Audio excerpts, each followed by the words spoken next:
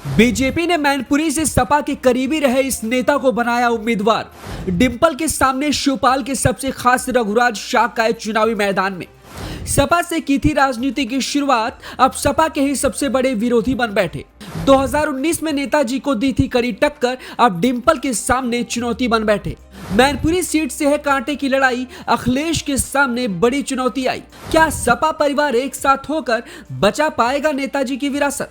जी, पिछले कई दिनों से यूपी में चुनावी सरगर्मियां तेज हो गई हैं। नेताजी के निधन के बाद खाली सीट मैनपुरी में उपचुनाव को लेकर दोनों पार्टी के प्रत्याशियों के नाम पर अब पूर्ण विराम लग चुका है। यूपी की सबसे हॉट सीट बन चुकी मैनपुरी में चुनाव आयोग ने दिसंबर में उपचुनाव कराने की बड़ी घोषणा कर दी है।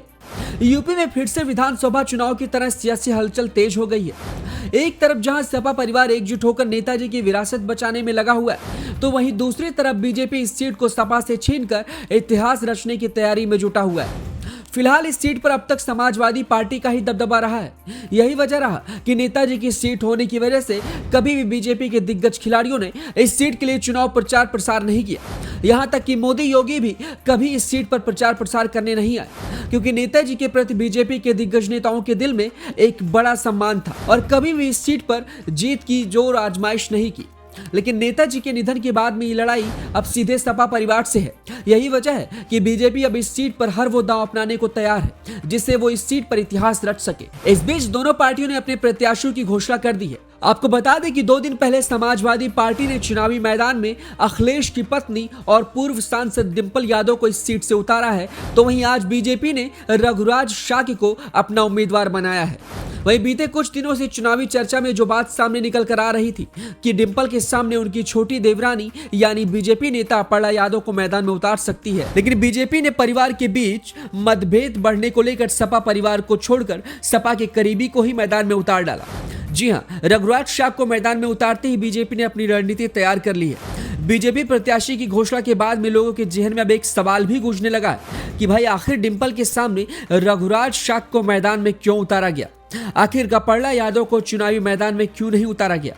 तो ये कई सारे सवाल हैं जो आपके जहन में है और हमारे जहन में भी है। तो चलिए, हमने कुछ रिसर्च की है जिस पर इस सवाल को लेकर हम आपको जवाब देने की कोशिश करते हैं। आखिर डिंपल के सामने बीजेपी ने रघुराज शाह को मैदान में क्यों उतारा? आपको बताते चले, इटावा निवासी रघुराज सिंह शाह सपा में रहते हुए 1999 और वर्ष 2004 में इटावा से सांसद रह चुके हैं। वर्ष 2012 के विधानसभा चुनाव में भी सपा के टिकट पर इन्होंने इटावा सदर सीट से जीत हासिल की थी।